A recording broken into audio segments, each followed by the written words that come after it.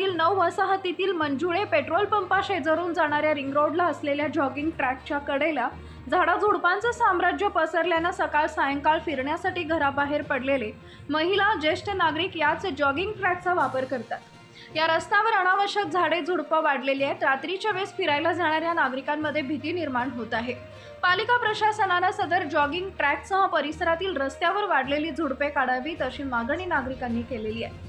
शहरातील सीमानगर, Shivneri housing society, dB नगर, गणपत नगर, जाधव नगर ते माधव नगरच्या मागावरील रिंग रोडवरील जॉगिंग ट्रॅकवर अनावश्यक झाड व वेलींचं साम्राज्य पसरलंय। याबाबत सामाजिक कार्यकर्त्यांनी आवाज उठवल्यानं या भागातील अनावश्यक झाड व वेली तोडण्यात आलेल्या आहेत। त्या देखील तशाच पद्धतीनं काटेरी झुडपे काढली, पण जॉगिंग ट्रॅकच्या मध्येच उगवलेल्या छोटी झाडे तशीच राहिल्याचं दिसत आहे। मंजुळे पेट्रोल पंपा शेजारून जाणाऱ्या जॉगिंग ट्रॅकवर रस्त्याच्या कडेला वाढलेली झाडे व काटेरी झुडपे मात्र तशीच आहेत। अभिमन्यू नगरमध्ये देखील मुख्य रस्त्यावर काटेरी झुडपे रस्त्याच्या मध्यभागीपर्यंत आल्याचं आपल्याला दृश्यातून दिसत आहे।